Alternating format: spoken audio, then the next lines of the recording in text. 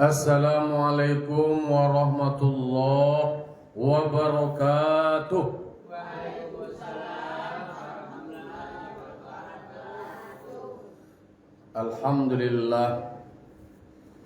Alhamdulillahi rabbil alamin wa bihi nasta'in ala umuri dunya waddin, wassalatu wassalamu ala asyrafil anbiya'i wal mursalin wa ala alihi wa sahbihi ajma'in. Ashhadu an la ilaha illallah wahdahu la syarikalah wa ashhadu anna Muhammadan abduhu wa rasuluh sallallahu alaihi wasallam la nabiyya ba'da amma ba'du. Qala rabbi shrah li sadri wa yassir li amri wahlul 'uqdatam min lisani yafqahu qawli. Bapak Ibu kaum muslimin dan muslimat jamaah subuh yang dimuliakan Allah Subhanahu wa taala.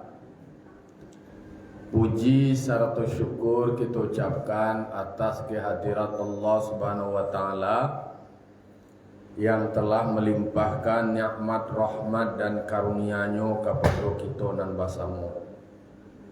Salawat dan salam terkirimkan kepada arwah junjungan kita, yakni Nabi besar Mustafa Muhammad sallallahu alaihi wasallam, yang telah membawa umat manusia dari zaman jahiliyah menuju zaman Islamiyah seperti nan kita rasakan sampai saat kini.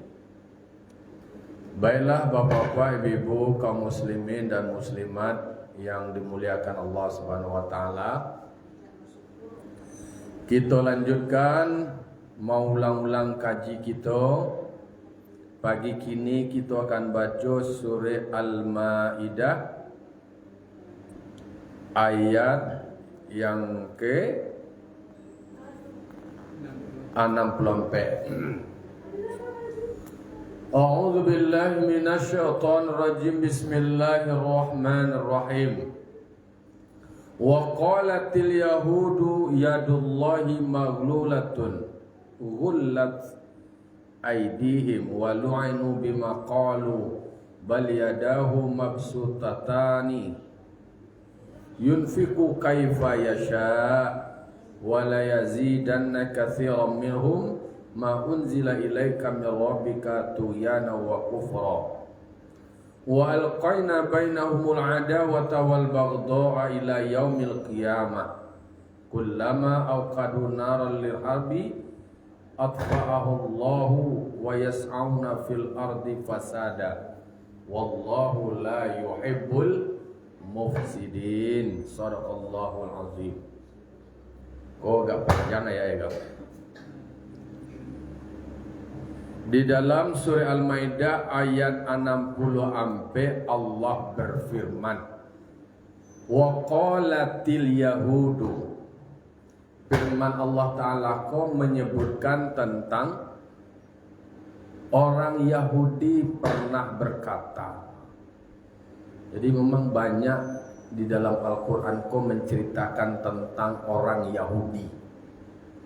Orang Yahudi kok disebutkan di dalam tafsir tatkala mereka ditimpa kesulitan dengan disebabkan karena mereka mendustakan Nabi Muhammad.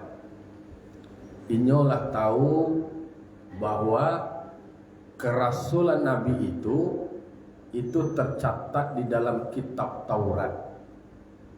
Tapi nyo tidak mengakui kan? Nyo dustakan kerasulan Nabi Muhammad. Ketika mereka mengalami kesulitan, setelah nyo merasakan kenikmatan berlimpah harta, istilahnya sebelumnya kayu, banyak fasilitas, banyak pitih, lalu kemudian ditimpa kesulitan. Mau kasih kuranglah haraptoe. Mereka berkata, keceknya kau yang memang kecek yang menyakitkan atas pembangkangan itu. Kecek dari orang Yahudi kau. Yadullahi maghlulatun. tangan Allah dibelenggu je. Tangan Allah ko sedang dikabik sehingga kami bansai. Itu nyosabuan kami ko bansai, kami ko mengalami kesulitan. Di setelah kami ko merasakan kenikmatan dan kekayaan, kini kami bansai sampainya menyebutkan tangan Allah sedang dibelenggu. Belenggu ko artinya sedang takabik, dirantai, tak tahan. Artinya tangan ko takabik berarti tidak bisa membagi-bagi rezeki dah.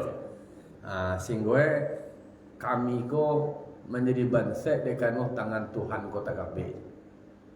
Sehingga sifatkanlah Allah Subhanahu wa taala Tuhan itu dengan bakhil. Ko ceke Tuhan terima. Jadi orang Tuhan nyo kecen ceke bakhil dek karenonyo tertimpa kesulitan bangsa iki nilai. Nyo sifati Allah dengan hal demikian. Bahkan inyo memberikan sifat-sifat yang tidak ada kaitannya dengan sifat Allah. Allah kan di dalam Al-Quran kan memiliki 99 Asmaul Husna. Dalam sifat yang 99 itu tadi Allah disebut ada Ar-Razzaq.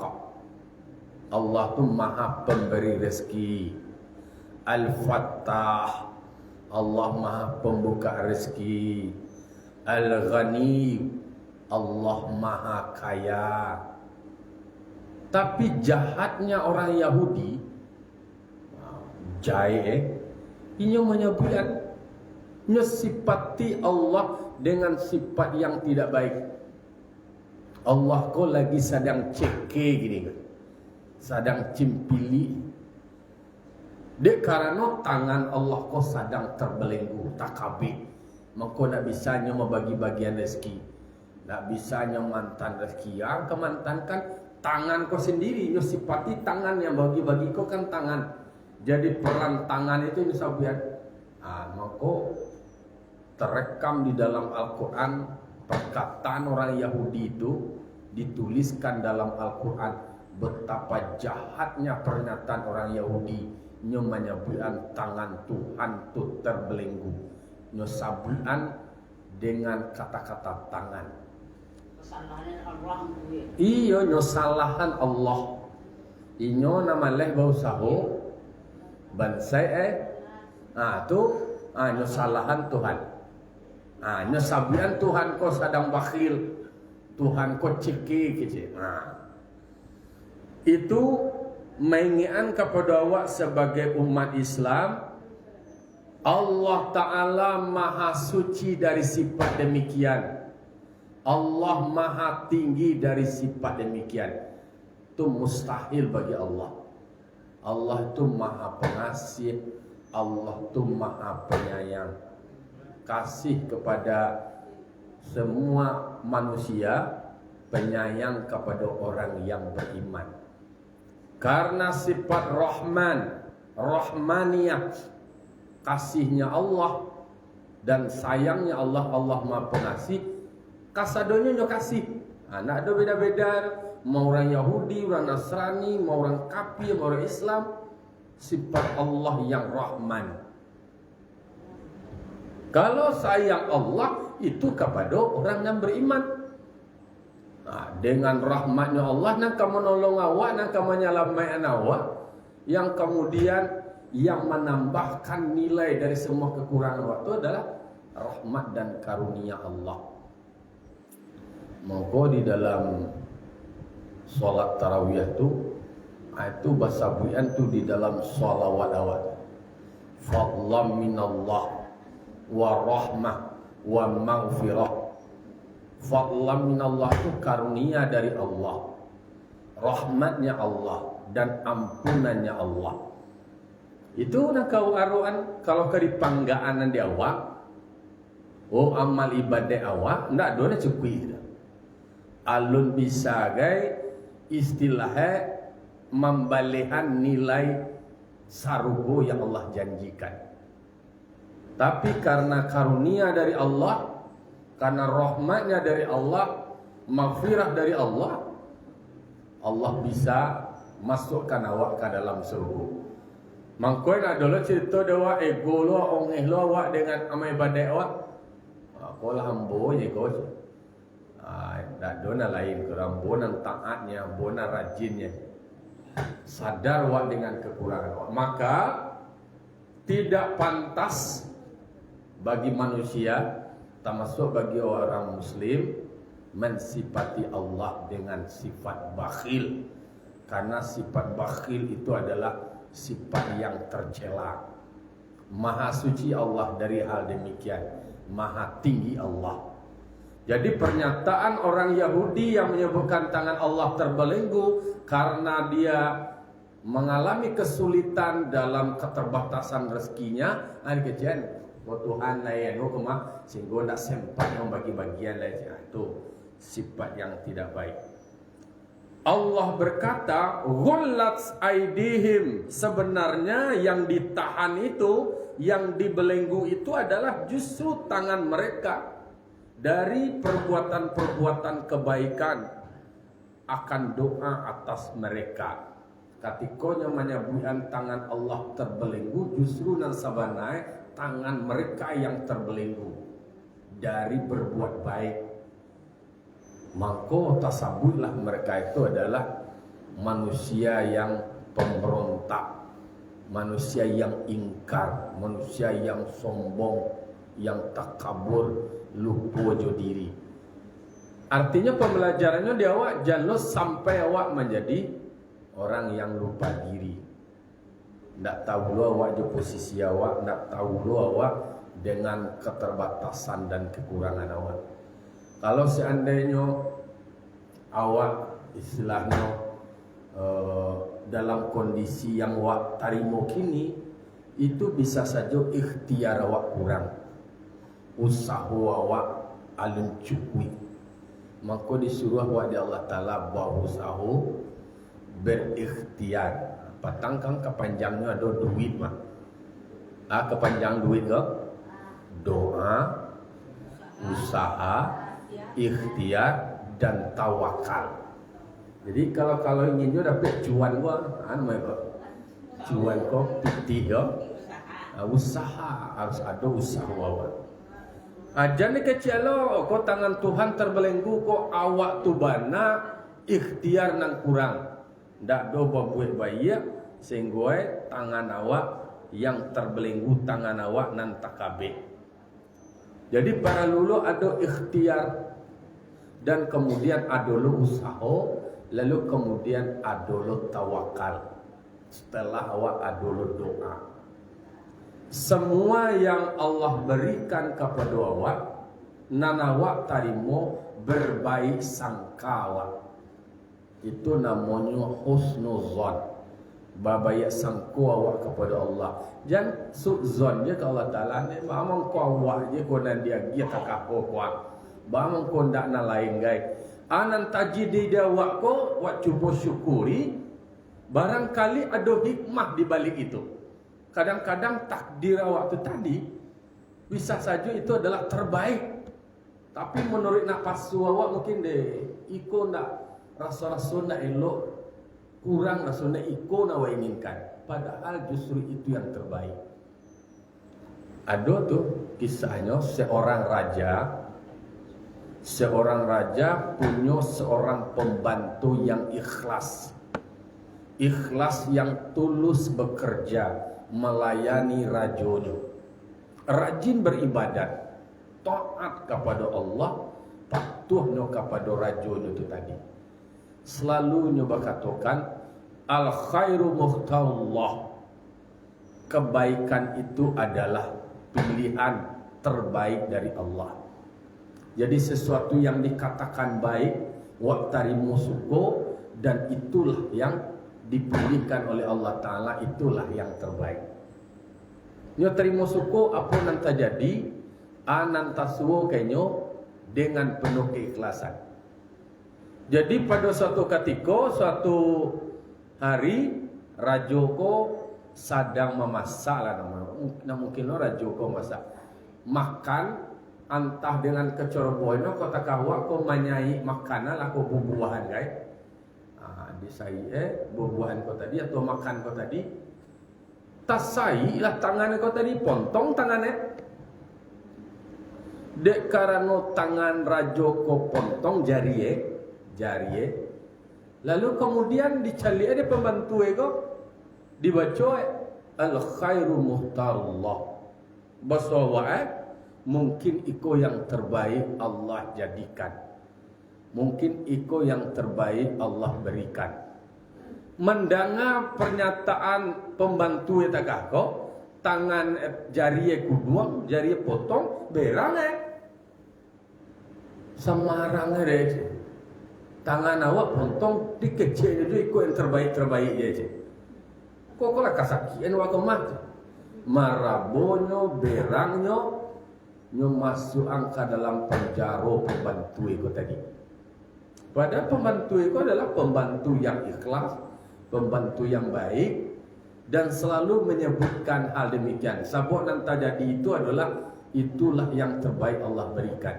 Dek karena jariye potong nyoba coro tak katu dek rajoko dalam panganai disangkoe dan kesakitan nyoba bersyukur. Itu sangko dari rajoko tadi. Ini penjarawan pembantu terbaik itu tadi. Jadi pada satu kali inyo pai baburu, bahasa dulu kan banyak pai baburu lah. Pai baburu karimbo-rimbo lah sama-sama kironyo melewati wilayah kerajaannya, masuk ke kerajaan orang Majusi. Istilahnya lah di luar teritorial lah. Tak orang Indonesia manangkok lawa atau orang negara lain manangkok lawa kerolah di luar perbatasan lawi tentu berang orang Sabalado, berang orang Majusi itu ditahan lalu kemudian diberikan sanksi. Sanksinya dibunuh orang dan masuk ke wilayahnya tersebut tanpa izin. Seluruh pembantu-pembantu rajo satu persatu dibunuh. Tinggalnya terakhir lain. Lalu kemudian ternyata dalam ajaran orang Majusi orang yang dianggap melanggar itu mereka dibunuh untuk dipersembahkan ke Tuhan.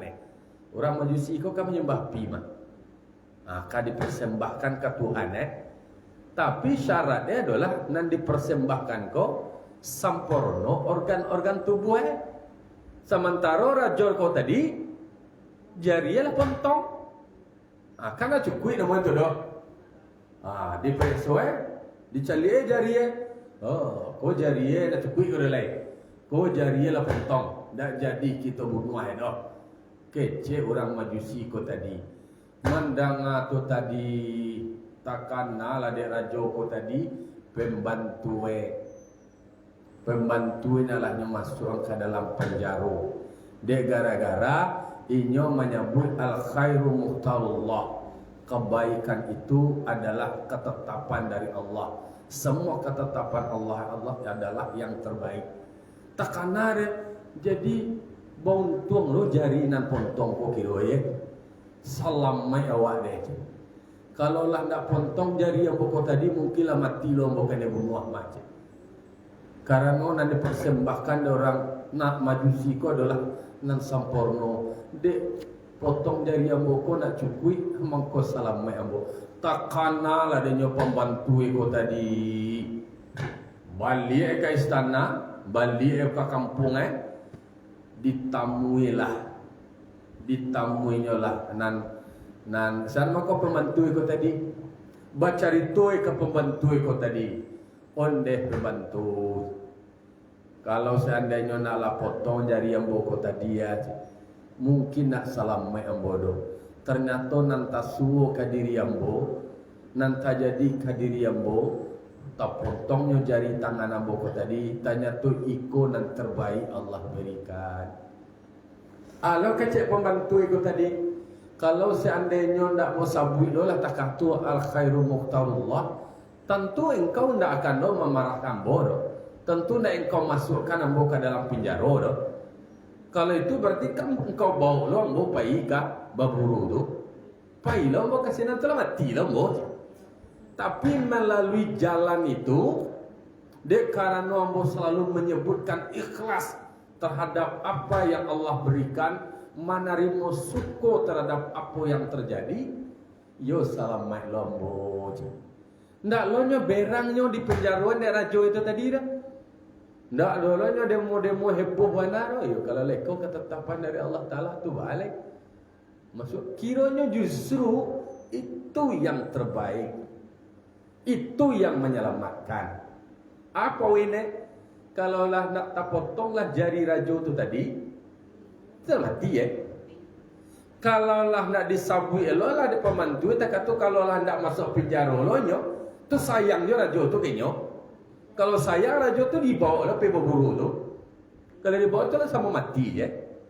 Itulah kaji. Jadi makanya berbaik sangkolo awak banyak nilainya ketika awak memahami hal demikian. Contohnya, kalau nak takah kalau awak banyak lo piti awak tongi lo awak sombong lo awak. Oh, kalau wancak je tu kene gagah je tu mudu tentulah malewa-lewa ya kena jo je. Aduh je kemahal. Oh, kau de bintang film mana dulu kok. Itulah banyak je orang membawa-bawa, banyak je orang membimbau. Tu nak jadi sekolah ke nak jadi mengaji ke awak syukuri dia anak nado dia awak kini. Itu nampak kalau dipahami. Sementara orang Yahudi orang Yahudi ketika ada yang kurang ratus selama kau bergelimang harta kayo je, ketika mengalami kesulitan nyocimeehan kecian tangan Tuhan terbelenggu, tangan Tuhan tak kabeh. Padahal nasabana itu adalah akibat dari perbuatan mereka sendiri, karena memang kesalahan-kesalahannya lakukan. Maka di situ dijelaskan walu'inu bima qalu, justru mereka dilaknat dengan sebab mereka telah menyatakan hal demikian. Dek gara-garanya mengecian tangan Allah terbelenggu itu tadi, dia dilaknat, dia dikutuk. Bal yadahu mabsutatani, padahal kedua tangannya itu adalah terbuka, terhampar. Itu adalah menunjukkan bahwa sebenarnya salahnya dalam memberikan sifat kepada Allah. Maka dalam Al-Asma'ul Husna, Allah punya nama-nama yang baik menggambarkan tentang sifat Allah. Awak disuruh berpikir terkait dengan sifat Allah. Tafakkaru fi sifati wala tafakkaru fi zati. Berpikirlah kamu tentang sifatku, jangan kamu pikirkan tentang bentukku. Nah, dojo bertanya-tanya juga Nabi Musa tu dulu kan Nabi Musa calialah ke kami, tunjuklah ke kami bahawa bantu Tuhan je. Boleh kolah petak kolah jegadang kolah tokete. Kalau kan Nabi Muhammad bertanya umat tu bertanya bahawa Tuhan itu jauh tu dake, kau jauh bersorak kami. Kalau dake bisa berbisik aja. Begitu kan pernyataan-pernyataan penuh dengan nuansa cimee. Nah, maka sebenarnya justru tangannya ada terbelenggu terhampar, tetapi disitulah digambarkan karena tidak ada usaha, lalu kemudian membuat dia tidak bisa mendapatkan apa-apa. Itu batu kalau orang yang tidak berusaha bana dengan semua keterbatasannya, dia bisa jual dan makan dan segala macam. Itulah ketetapan Allah. Maha kayanya Allah, maha kuasanya Allah. Mangkue Nabi Zakaria pun baraja ke Maryam. Baraja ke Maryam karena Maryam tu adu-adunya dan datang ke makanan dan segala macamnya. Itu yakin Nabi Zakaria le Allah Maha Kuasa. Walaupun istri lah tua bana, menurut tim medisnya mustahil dia punya anak, tetapi mencari kenyataan pada Maryam dengan tampek yang khusus, nak banyak orang nak akses ke situ doh. Tapi justru datang makanan, ada makanan. Allah yang memberikan. Itulah rahasia. Tidak boleh awak putih aso, tidak boleh pesimis. Berarti harus optimis apapun itu. Jadi ada penyebutan tangan kau tadi kan ada istilahnya penyebutan tangan. Tangan itulah sumber aktivitas. Nangka mencilo apa nangka membiak? Tangan. Maka hukumnya dipotong jari anu tu tangan pangkalangan kau tadi ya. Karena tangan kasado goy gata-gata wa anu karajo. Tangan. Li bisa kaki menggawe. Mencilo tu jual mencilo itu. Yo tangan. Ada orang mencilo yo kaki. Enggak. Hah? Oh, nya sifat-sifatnya sudah sifatnya ambil je tangan lah. Kita dah mau sifat-sifatnya tadi tu. Ujung-ujungnya kan je tangan yo. Kecuali baru. Kalau baru yo itu mangkoe orang Yahudi dan ashabu Sabti itu orang memuliakan hari Sabtu. Dia karena nak memuliakan hari Sabtu dikutuk menjadi karo. Karo tu nang lobo nan cangok sadu itu. Dia pisang ditangkuk di tangan suai. Dia pisang jelai tangkuk tangan kidal. Dia pisang jelai tangkuk dia kaki dia pisang jelai tangkuk kaki jelai. Dia jelai cuci dimuncul. Semua jadi mangkonyo itu jadi baru. Jadi disebutkanlah tentang tangan karena fungsi tangan itu banyak. Nah, tangan itulah yang menggambarkan orang dermawan memberikan hartonya itu diberikan melalui tangannya, bahagia melalui tangannya. Tapi kalau tangannya lah takabir tu peceke lain anak mau magia ya. Tapi kalau magia berarti tangannya yang memberikan. Maka digambarkanlah orang yang dermawan. Jadi disebutkan di dalam tafsir karena disitulah digambarkan kalau orang yang suka berbagi, suka memberi dengan tangannya itu tadi, itu menunjukkan tentang kedermawanan. Jadi orang yang dermawan itu sendiri memang disebutkan oleh hadis. Apa itu dermawan?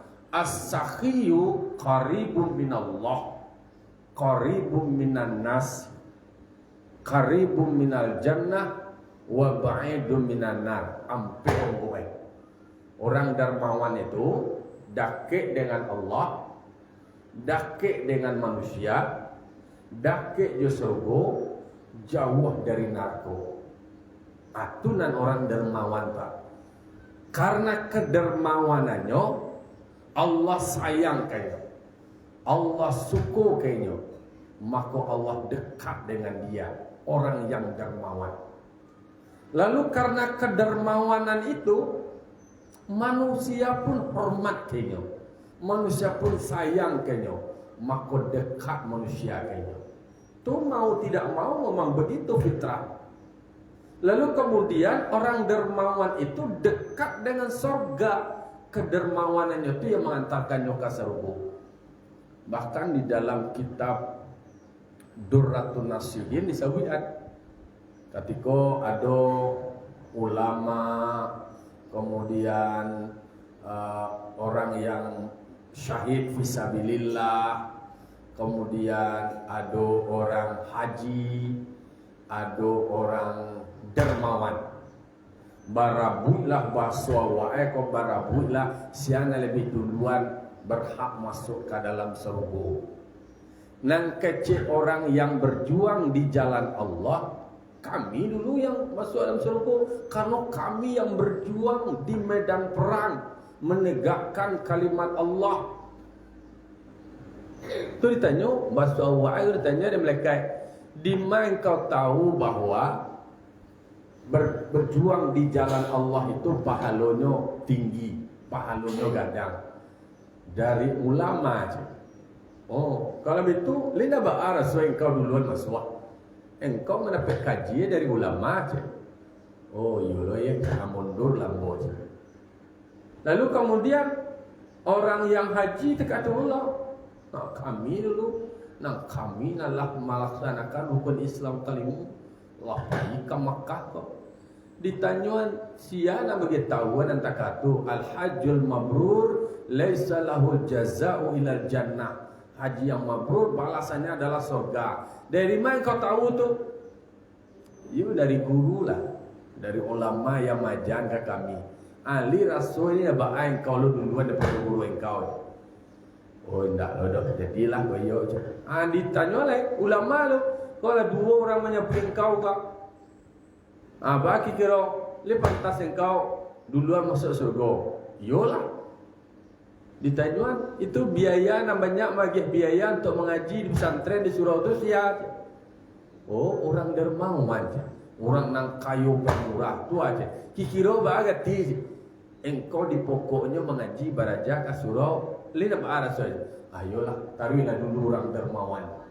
Orang dermawan kau disebut dengan dekat dengan surga. Itulah istilahnya.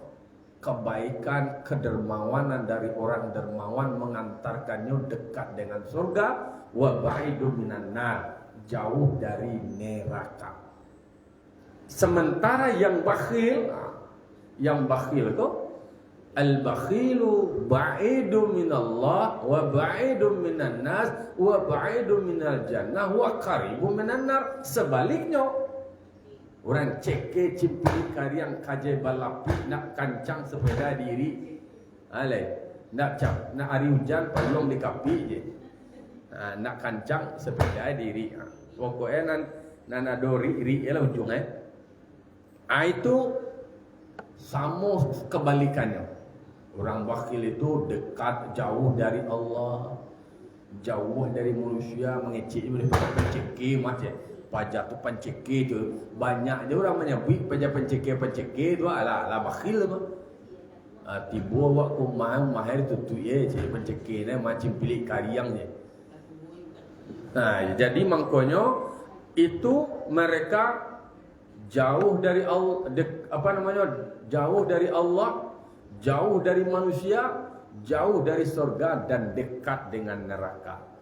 Bahkan dikatakan orang alimun bakhilun jahilun sakhiyun, orang bodoh yang dermawan itu lebih disukai Allah dibandingkan dari orang alim yang cimpili.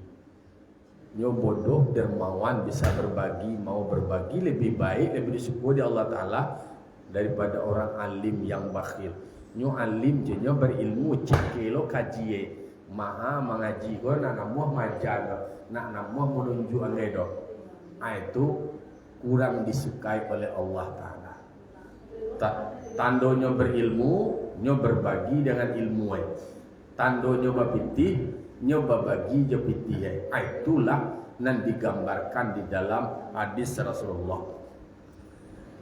Yunfiqu kaifa yasha, dan orang yang baik itu dia akan berinfak kepada orang yang dikehendakinya. Apapun keadaannya dia selalu memberikan yang terbaik karena mau dalam keadaan sampi maupun dalam keadaan lapang, mau berbagi dalam keadaan apapun. Yunfiqu kaifa yasha.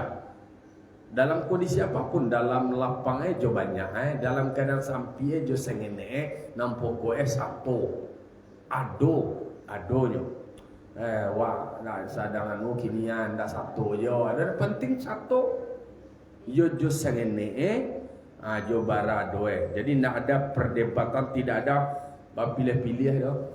Dalam keadaan lapang lain, yang keadaan sampi, sampi jo sampi dah. wa la yazidanna katsiran minhum. Allah akan menambahkan yang lebih banyak daripada mereka apa yang diturunkan kepada engkau daripada Tuhanmu. Kalau orang nan cimpili itu tadi, kebanyakan dari mereka justru karena mereka ingkar terhadap apa yang Allah turunkan dari Al-Quran, maka justru bertambah kedurhakaan dan kekafiran mereka. Itu nan orang nan ingkar itu. Orang nan ingkar, orang nan pahlawan, nan karengkang, nan durhako, itu mereka justru yang ada di dalam diri mereka adalah wa alqaina bainahumul adawata wal baghdha. Nanado itu adalah permusuhan dan kebencian ila yaumil qiyamah, sampai hari kiamat. Jejuk je menceli orang, banci je menceli orang, bangi je menceli orang. Kullama auqadu naran lil harbi, tatkala mereka menyalakan api bagi perperangan, bagi memerang Nabi Muhammad, inyo mengompor-ngompori, kemudian memprovokasi, serang Nabi Muhammad itu, bunuh Nabi Muhammad itu. Kalau nyokobarkan api perperangan itu, atfa'ahallah, Allah yang memadamkannya, karena Allah Maha Kuasa. Kalau mereka punya rencana demikian, yang membatalkan dan menolaknya adalah Allah. Mereka yang disebutkan di atas orang Yahudi itu, mereka memperluas kerusakan di muka bumi dengan kemaksiatan. Semakin banyak kemaksiatan dan yang buat di muka bumi, tak inilah sifatnya, bakuasonyo yubana untuk membuat kebinasaan. Wallahu la yuhibbul mufsidin, dan Allah tidak menyukai orang yang berbuat kebinasaan. Allah akan memberikan hukuman kepada orang yang membuat kerusakan. Jadi kerusakan kau ada membuat kerusakan alam, bisa lo membuat kerusakan terhadap akhlak manusia. Dia gara-gara parangai perbuatannya, yobana banyak orang nan rusak denyo, banyak orang terpengaruh denyo dalam berbuat maksiat. Allah tidak menyukai orang yang membuat kebinasaan itu. Semoga kita menjadi orang yang bisa hadir memberikan kemaslahatan. Ado nyawa baguno de orang, bermanfaat de orang, sanang orang dengan hadir nyawa. Berdoa kepada Allah Ta'ala, jangan ado nyawa justru membuat kerusakan, jangan sampai membuat kebinasaan. Fa'tabiru ya ulil absar la'alakum turhamun. Allahumma fiq lakum tariq. Wassalamualaikum warahmatullahi wabarakatuh.